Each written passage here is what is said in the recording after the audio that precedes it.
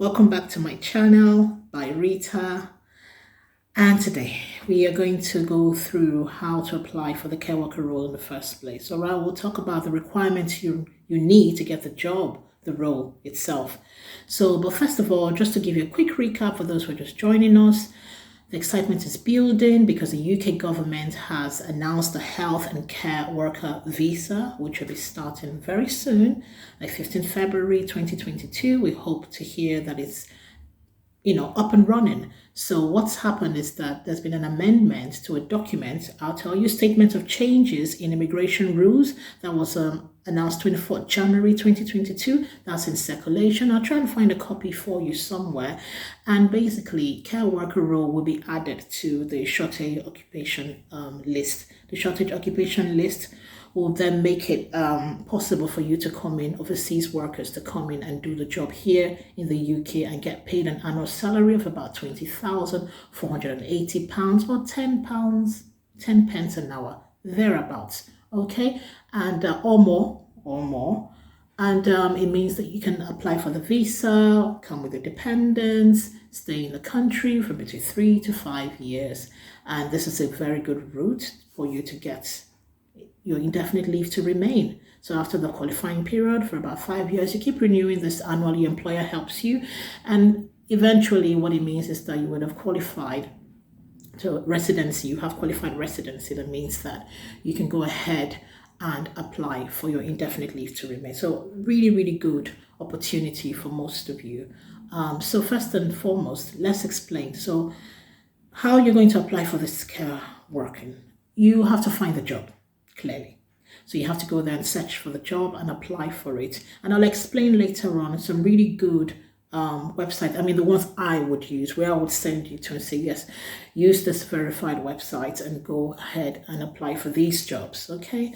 But basically, what you want to know is you're looking for these jobs in reputable places. So the NHS would be the first. The NHS is obviously recruiting care workers as well. And for the moment, you're probably going to see most of these employers talking about senior healthcare workers, senior healthcare assistants. That is true. But like I said, by 15 February 2022, we hopefully will have care workers on that list. And to break that down, what that change in the statement means is that they're going to remove the requirements. So the requirements that made care work or healthcare assistant job roles, that made them a skilled role. It used to be a skilled role, or is a skilled role. However, this statement from 24 January 2022, the document I'm referring to, the statement of changes in immigration rules, will put the care worker role on the shortage occupation list, and consequently it disapplies that particular requirement that the role must be skilled. So you no longer need it to have at least a regulated qualification framework of level 3.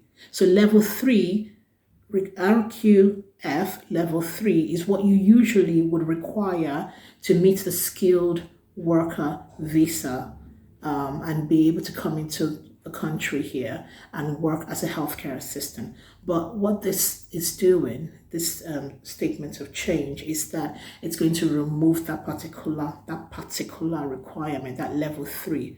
So that means then that you do not necessarily need a level 3 to get the job, okay? Which is fantastic news.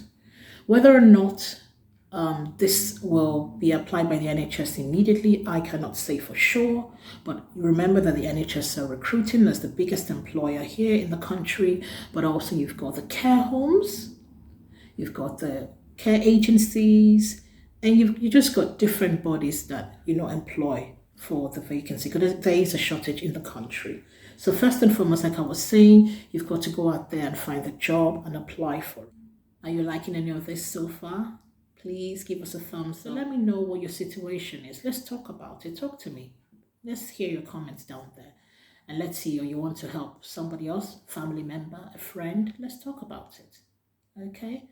Right, don't forget to subscribe now so we can actually boost the channel a bit and get seen, get this out there a bit more, get more content for you. I'm going to try and make sure I give you at least one video every day, maybe two. Make sure that you have good numeracy and good literacy skills, knowledge and skills. So first and foremost, we're talking about your school leaving certificate, your SSCE, your GCSE, when you finished from the secondary school, that thing that you get, you have to make sure that you have at least a credit in English language and mathematics.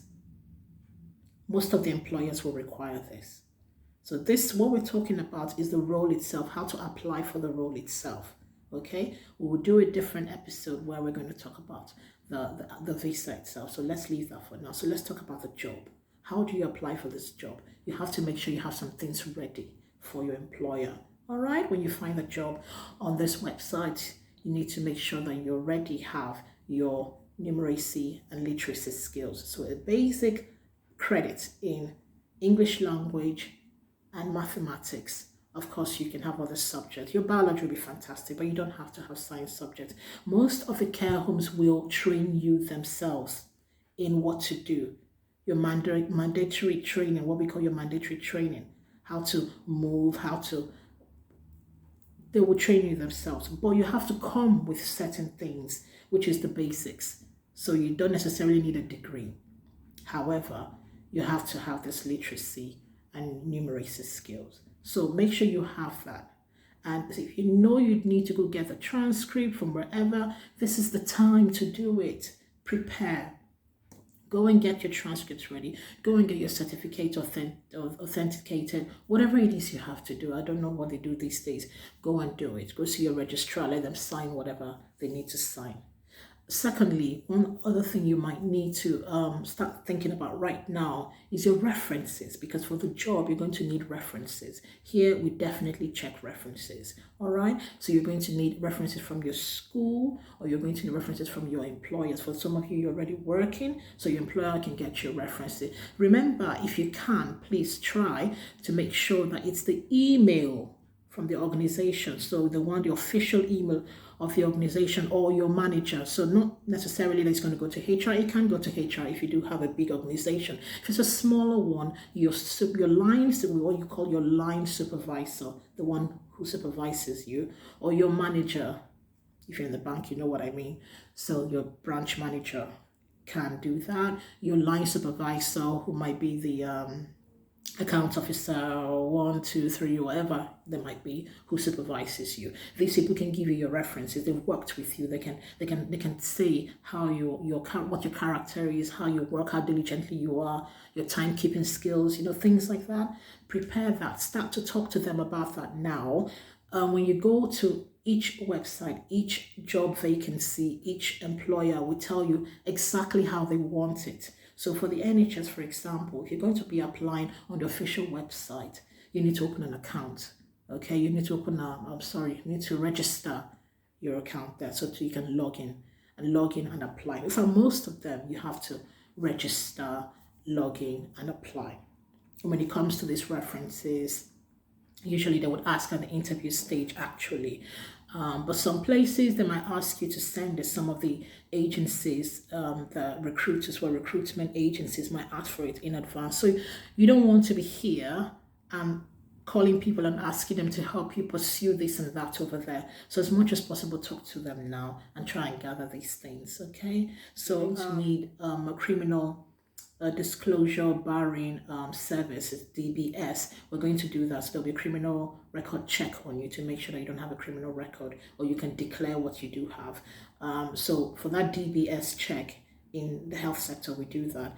You need a police record from your police clearance form from your home country, or where you have been living in the last 3 to 6 months. So even though you live in a particular country, for example, you live in Kenya, if you've been in the last 3 to 6 months, you've been living in Ghana, we're going to be needing that from you.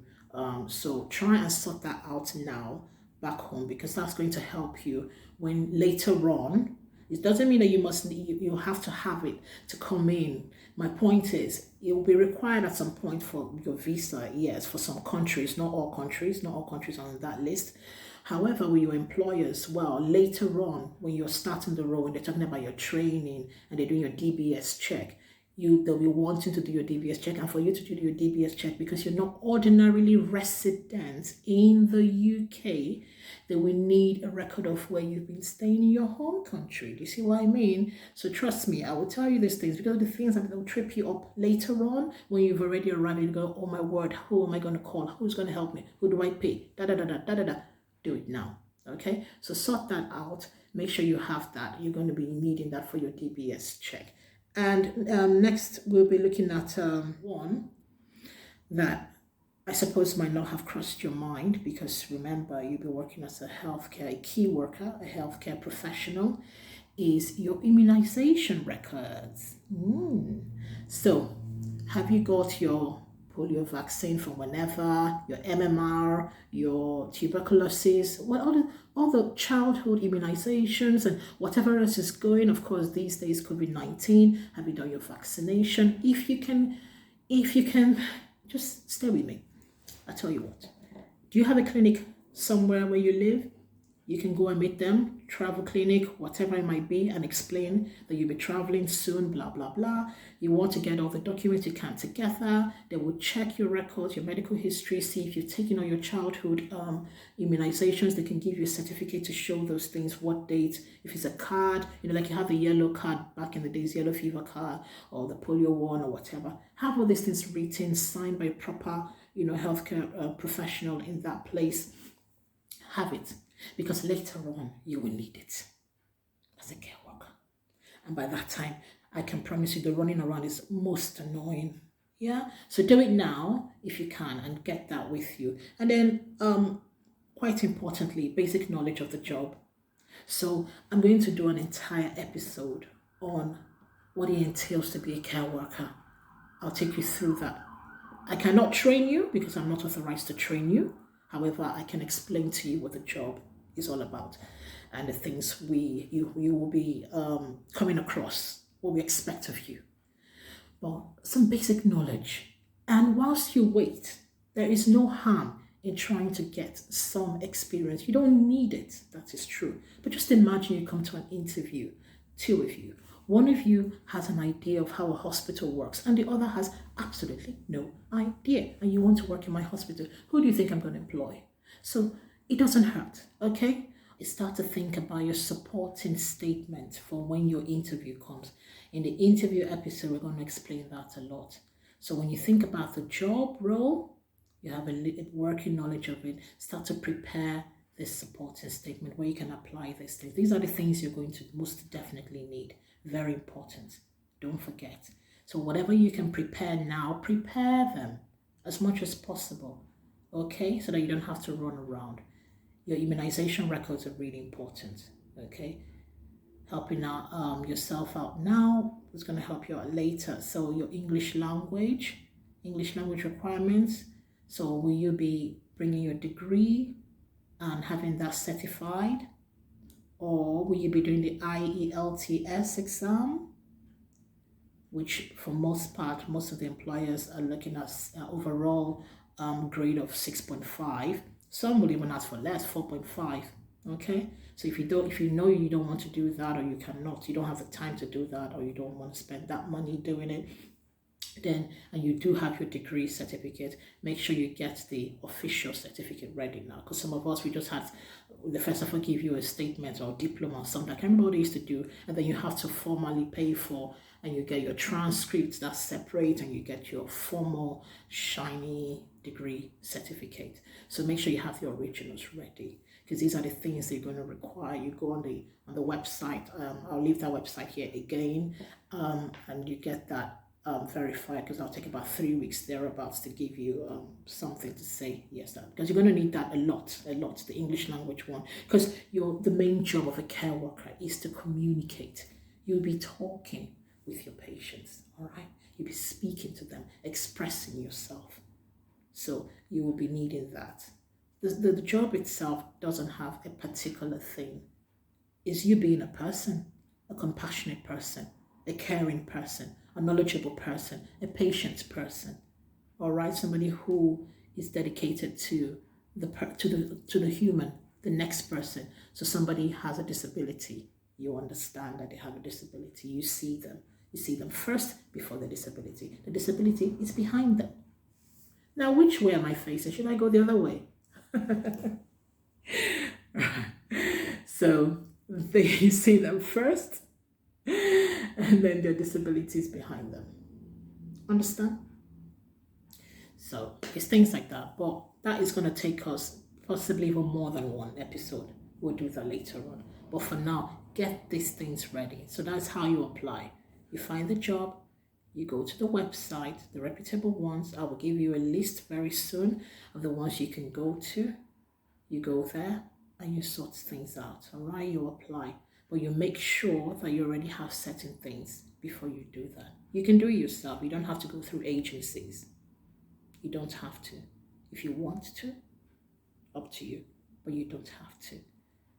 You create your login, you put in your login details, you register, you get your login details, you open it up, you save your work, you come back to it, you think about your supporting statement, you start to do all these things. You make sure your reference is sorted because they will ask you for it later. Just think about how you would apply for a job. You have a working knowledge of care work. Okay. Yeah, don't worry. You can do it. I'll help you.